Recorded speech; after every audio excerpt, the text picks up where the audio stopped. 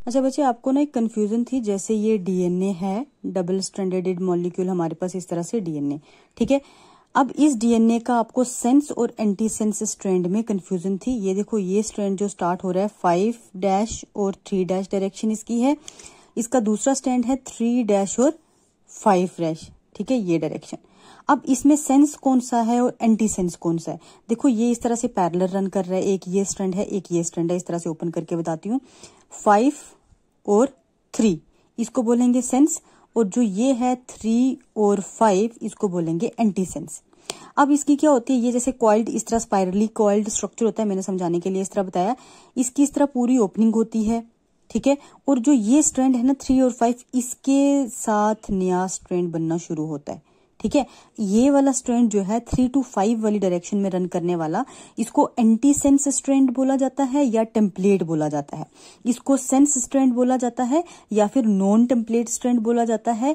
और ये वाला माइनस और ये पॉजिटिव प्लस वाला एंड होता है, ठीक है। आपने सिर्फ याद रखना है, एक जो है 5 to 3 वाला सेंस वाला या कोडिंग वाला है, 3 to 5 वाला एंटी सेंस वाला है, और जो 3 to 5 वाला है ये एक्ट करता है as a template for the formation of new DNA या फिर for the formation of RNA molecule, ठीक है। अब ये न्यू डीएनए और आरएनए का क्या सीन है? देखो, हमारे पास 3 प्रोसेसेस जो होते हैं, एक होता है रेप्लिकेशन, ठीक है, दूसरा होता है हमारे पास ट्रांसक्रिप्शन, ठीक है, और तीसरा हमारे पास होता है ट्रांसलेशन। ये आप बॉटनी में पढ़ोगे, आपको ज़ूलॉजी में ये है नहीं मेंशन किया हुआ, ठीक है। ये 3 प्रोसेस होते हैं। रेप्लिकेशन होता है formation of DNA molecule from the existing one, जैसे ये है ना हमारे पास एंटीसेंस टेम्पलेट, इससे अगर डीएनए बनेगा तो उस प्रोसेस को बोलेंगे रेप्लिकेशन।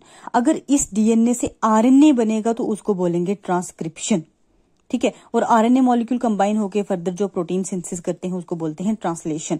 आपको 2 चीजें याद रखनी है, रेप्लिकेशन और ट्रांसक्रिप्शन। डीएनए से डीएनए बनना रेप्लिकेशन, डीएनए से आरएनए बनना ट्रांसक्रिप्शन, ठीक है। ये 2 चीजें याद रख लेना। और सेंस और एंटीसेंस स्ट्रैंड की आपको कंफ्यूजन थी, बाकी आरएनए का हम आगे करते हैं। आरएनए किस तरह का स्ट्रक्चर है वो सारा। हाँ, एक और चीज की कंफ्यूजन थी, बेस पेयरिंग। बेस पेयरिंग क्या होता है बच्चे? प्यूरिन और pyrimidine आपस में क्या करते हैं? पेयरिंग शो करते हैं। जैसे एडेनिन है, ये पेयरिंग शो करता है हमेशा थाइमिन के साथ, ठीक है। साइटोसिन है, हमेशा गुआनिन के साथ बेस पेयरिंग शो करता है, पेयरिंग शो करता है। इनमें डबल हाइड्रोजन बॉन्ड होता है, इनमें ट्रिपल हाइड्रोजन बॉन्ड होता है, और ये जो है ये मोस्ट स्टेबल है comparison to adenine and thymine, ठीक है। इसी तरह आरएनए के डिफरेंस में बता देती हूँ। आरएनए में थाइमिन की जगह यूरेसिल होता है, एडेनिन जो है यूरेसिल के साथ पेयर करेगा, cytosine as it is guanine के साथ पेयर करेगा। इसको हम क्या बोलते हैं? Base pairing. अच्छा बच्चे, एक और कंफ्यूजन थी, ये जो 5' और 3' डायरेक्शन और 3' और 5' डायरेक्शन का मतलब क्या है, ठीक है। अगर इसको जैसे मैं खोल के बताऊं, ये मैंने बताया था, ये 5' वाला आ जाएगा और ये 3' वाला आ जाएगा, उसी तरह ये 3' वाला और 5' का। लेकिन ये डायरेक्शन का मतलब क्या है? ये किस चीज को लेके हम डायरेक्शन को ले रहे हैं? देखो, जो डीएनए है बनता किससे है? न्यूक्लियोटाइड से। न्यूक्लियोटाइड्स ये तो आप सबको पता है, न्यूक्लियोटाइड से बनता है। न्यूक्लियोटाइड्स में क्या है? एक फॉस्फेट है हमारे पास, ठीक है। उसके अलावा और क्या हमारे पास? एक पेंटोज शुगर है, ठीक है, पेंटोज शुगर है। और हमारे पास क्या है? नाइट्रोजनस बेसिस है, ठीक है। नाइट्रोजनस बेसिस हैं, जो नाइट्रोजनस बेसिस में एडेनिन, थाइमिन, मतलब purines and pyrimidine। Nitrogenous bases तो इनके बीच अटैच होते हैं इस तरह से, एडेनिन और थाइमिन, मतलब ये बीच वाले पोर्शन में नाइट्रोजनस बेसिस है।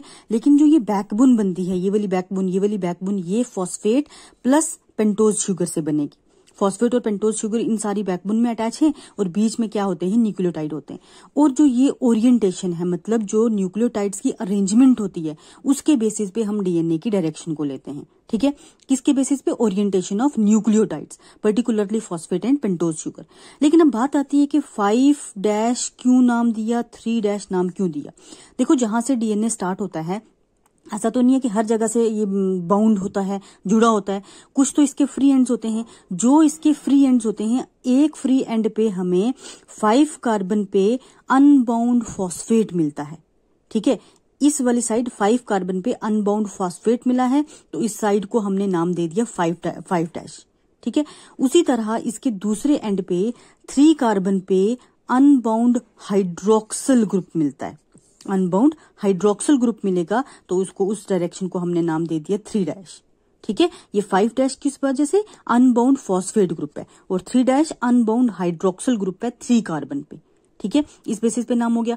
उसके बाद एक और चीज है कि ये वाला स्ट्रैंड ही जो 3 to 5 डायरेक्शन है, ये ही क्यों एक्ट करता है टेम्पलेट, या ये ही क्यों इसको एंटीसेंस हम स्ट्रैंड बोलते हैं, इसके साथ ही न्यू डीएनए की फॉर्मेशन क्यों होती है।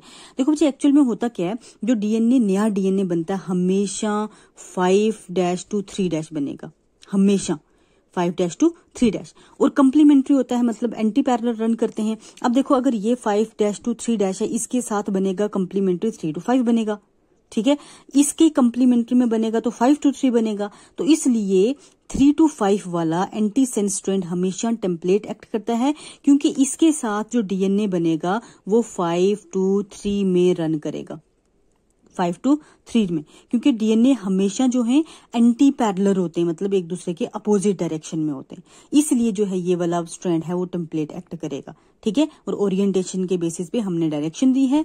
5 कार्बन पे हमें अनबाउंड फॉस्फेट मिलता है तो 5' नाम दे देते हैं, 3 कार्बन पे हाइड्रोक्सिल ग्रुप मिलता है तो उसको हम 3' नाम दे देते हैं।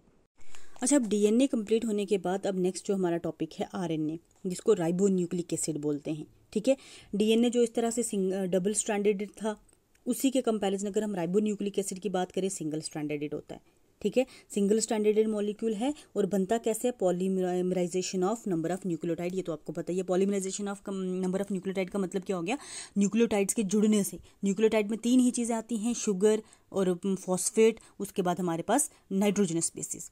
इन 3 चीजों के मिलने से ही हमारे पास आरएनए बनेगा, जैसे डीएनए बना था बिल्कुल वैसे, ठीक है। उसके बाद इसमें जो पेंटोज शुगर है राइबोज होती है, डीएनए में डीऑक्सीराइबोज थी। फॉस्फेट भी होगा, नाइट्रोजनस बेसिस भी होंगे। नाइट्रोजनस बेसिस जो हैं उसमें भी थोड़ी वेरिएशन आती है डीएनए के कंपैरिजन में। नाइट्रोजनस बेसिस में एडेनिन है जो डीएनए में भी था, गुआनिन है जो डीएनए में भी था, यूरेसिल नया आता है, थाइमिन की जगह यूरेसिल आ जाता है, साइटोसिन भी वही है जो डीएनए में था, ठीक है। एडेनिन और गुआनिन हमारे पास प्यूरिन में आते हैं, यूरेसिल और साइटोसिन, जैसे थाइमिन और साइटोसिन आते थे ना पिरिमिडिन में, उसी तरह यूरेसिल थाइमिन की जगह तो यूरेसिल हमारे पास एक क्या है, पिरिमिडिन है, ठीक है। तो वही चीज लिखिए, thymine is found in DNA instead of uracil, ठीक है। इतना तो आपको समझ आ गया हो गया कि आरएनए हमारे पास सिंगल स्ट्रैंडेड मॉलिक्यूल है और हमारे पास इसमें 4 नाइट्रोजनस बेसिस हैं, adenine, guanine, uracil and cytosine. Uracil में डिफरेंस आता है, बाकी एज इट इज जैसे डीएनए में होता है, ठीक है। उसके बाद अगर आरएनए की फॉर्मेशन की बात करें, आरएनए किससे बनता है, डीएनए से बनता है, और कौन से प्रोसेस से मिलके बनता है, by the process of transcription, ठीक है। ट्रांसक्रिप्शन एक ऐसा प्रोसेस है जिसमें डीएनए से आरएनए की फॉर्मेशन होती है, ठीक है। उसके बाद अगर एक स्ट्रैंड, जैसे ये मैंने बताया है एक स्ट्रैंड आरएनए का, अगर इसकी हम बात करें, इसमें अप्रोक्सीमेटली 70 से लेके 12,000 राइबो न्यूक्लियोटाइड्स होते हैं। मिनिमम जो है नंबर कितना होगा, 70, और मैक्सिमम 12,000 तक जाता है राइबो न्यूक्लियोटाइड्स का, ठीक है। राइबो न्यूक्लियोटाइड्स या न्यूक्लियोटाइड्स भी आप बोल सकते हो। उसके बाद अगर कुछ वायरसेस की बात करें, सबकी नहीं, कुछ वायरसेस में आरएनए डबल स्ट्रैंडेड भी होता है। जैसे डीएनए डबल स्ट्रैंडेड है, वैसे आरएनए भी डबल स्ट्रैंडेड होगा, लेकिन मोस्ट ऑफ द टाइम जो है सिंगल स्ट्रैंडेड आरएनए हमें देखने को मिलता है, ठीक है। उसके बाद अगर हम बात करें टाइप्स ऑफ आरएनए की बात करें, तो हमारे पास जो 4 टाइप्स के आरएनए हैं, 3 टाइप्स जो हैं वो मेन टाइप्स हैं, बाकी एक टाइप जो है उसको ऐसे जनरली कंसिडर किया जाता है। आरआरएनए, एमआरएनए, टीआरएनए, ठीक है। आरआरएनए को बोलते हैं राइबोसोमल आरएनए, एमआरएनए को बोलते हैं मैसेंजर आरएनए, टीआरएनए को बोलते हैं ट्रांसफर आरएनए। और जो ये 4th टाइप है जेनेटिक आरएनए, ये सब ऑर्गेनिज्म में नहीं होती, कुछ एक वायरसेस में होती है, इसलिए इसको उतना ज़्यादा कंसिडर नहीं करते, क्योंकि सम वायरसेस में होती है, हमारे में तो होती नहीं। हमारे में या जितने भी लिविंग ऑर्गेनिज्म हैं उनमें ये 3 टाइप्स मोस्ट कॉमनली हमने देखने को मिलती हैं, आरआरएनए, एमआरएनए एंड टीआरएनए, ठीक है।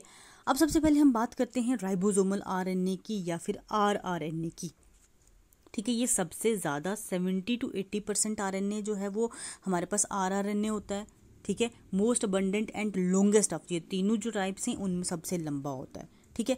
और इसका मेन काम क्या होता है, प्रोटीन सिंथेसिस।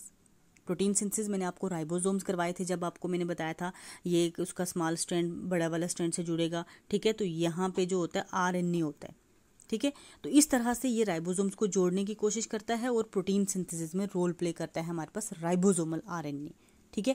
उसके बाद राइबोसोमल आरएनए, जैसे मैंने आपको राइबोसोम्स करवाए थे प्रोकैरियोट्स और यूकैरियोट्स में, उसके फर्दर सब यूनिट बताए थे, तो वही देखो फर्दर इसके 28S, 18S, 5.8 और 5S यूकैरियोट्स में इसके फर्दर सब यूनिट्स हैं।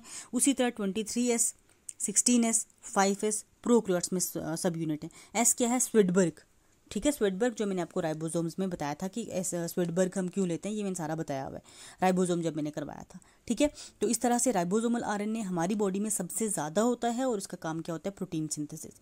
उसके बाद अगर हम टीआरएनए की बात करें, टीआरएनए जो है आरआरएनए से कम होता है, आरआरएनए से बहुत कम होगा टीआरएनए, और टीआरएनए अप्रोक्सीमेटली जस्ट 15% होता है। कितना होगा, 15%। ये था हमारे पास 70 to 80, ये 15% आ गया। सोलुबल आरएनए होता है क्योंकि इसने ट्रांसफ़र करने होते हैं मैसेजेस, एक सेल से दूसरे सेल में इस तरह से ट्रांसफ़र करने होते हैं, तो उसको सेल टू सेल मूव करना होता है, तो इसलिए ये सोलुबल नेचर का होता है। ठीक है, सोलुबिलिटी होती है ताकि ये एक सेल से दूसरे सेल में आराम से मूव करके चला जाए। और इसका काम क्या होता है, ये अमाइनो एसिड्स को ट्रांसफ़र करता है एक राइबोसोम से दूसरे राइबोसोम में for the process of protein synthesis. ठीक है, उसके बाद हमारी बॉडी में देखो अमाइनो एसिड्स के मिलने से पॉलीपेप्टाइड बनता है, पॉलीपेप्टाइड चेन जो है कंबाइन होकर एक बड़ा प्रोटीन मॉलिक्यूल बनाती हैं। तो अमाइनो एसिड्स की कॉम्बिनेशन से क्या बनेगा, पॉलीपेप्टाइड। तो यहाँ पॉलीपेप्टाइड लिखा हुआ है, प्रोटीन सिंथेसिस और पॉलीपेप्टाइड में कंफ्यूज नहीं होना, पॉलीपेप्टाइड कंबाइन होकर बड़ा प्रोटीन बनाते हैं।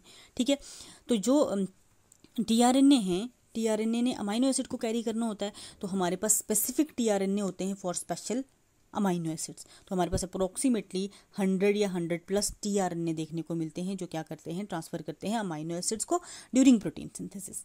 ठीक है, देन उसके बाद हमारे पास लास्ट पे आता है मैसेंजर आरएनए, एमआरएनए। ठीक है, ये तो इन दोनों से कम होता है, जस्ट 2 to 5% हमें देखने को मिलता है। और इसका काम क्या होता है, ये इंस्ट्रक्शन लेता है डीएनए से for the formation of polypeptide. ठीक है, मतलब जो डीएनए है उससे, ये डीएनए है हमारे पास, ये डीएनए है, इससे मैसेंजर आरएनए ने मैसेज लिया, ट्रांसफ़र करेगा टीआरएनए को, फिर टीआरएनए आगे जो है काम करेगा। ठीक है, टीआरएनए जाके राइबोसोमल आरएनए को देगा और राइबोसोमल आरएनए फिर फर्दर प्रोटीन सिंथेसिस करेगा। इन शॉर्ट अगर हम बात करें आरएनए की कि आरएनए का फंक्शन क्या है हमारी बॉडी में, तो आरएनए जो है मेनली प्रोटीन सिंथेसिस में ही रोल प्ले करता है। जो मैंने आपको 3 प्रोसेसेस बताए ना, रेप्लिकेशन है, देन ट्रांसक्रिप्शन है, देन ट्रांसलेशन है। तो आरएनए का मेन काम आता है ट्रांसलेशन, मतलब प्रोटीन सिंथेसिस में। तीनों आरएनए मिल के जो है प्रोटीन सिंथेसिस की फॉर्मेशन करते हैं। ठीक है, अब यहीं तक रखते हैं आरएनए। हाँ, फंक्शन की बात करें तो हमारी बॉडी में तो इसका एक ही मेन रोल है, प्रोटीन सिंथेसिस। अगर कुछ एक वायरसेस की बात करें तो कुछ एक वायरसेस में भी जो आरएनए एक्ट करता है as a genetic material. Genetic material का मतलब क्या है, वो हेरिडिटी कैरेक्टर को पेरेंट्स टू ऑफस्प्रिंग में ट्रांसमिट करता है, लेकिन हमारे में एक्ट नहीं करता है एज ए जेनेटिक मटेरियल। हमारे में जस्ट वो क्या करता है, प्रोटीन सिंथेसिस में रोल प्ले करता है। अच्छा, मैं एक चीज़ बता दूँ, आरएनए की फॉर्मेशन कहाँ होती है। मैंने आपको न्यूक्लियस करवाया था, न्यूक्लियस में एक न्यूक्लियोलस बताया था। न्यूक्लियोलस अलग से मैंने नहीं कराया, मुझे स्किप हो गया था। न्यूक्लियोलस एक ऐसी ऑर्गेनेली होती है जिसमें आरएनए मॉलिक्यूल की फॉर्मेशन होती है, न्यूक्लियोलस इनसाइड द न्यूक्लियस। ठीक है, कभी मैं वो दोबारा से अलग से करवाने की कोशिश करूंगी, मुझे याद रहा तो। ये वाला खत्म होने के बाद न्यूक्लियोलस मैं आपको बता दूंगी, बिल्कुल शॉर्ट सा है। एक हमारे पास ऐसी ऑर्गेनेली जो प्रेजेंट होती है इनसाइड द न्यूक्लियस और जिसका मेन रोल होता है आरएनए की फॉर्मेशन करना। ठीक है, तो आज यहीं तक रखते हैं। Thank you so much.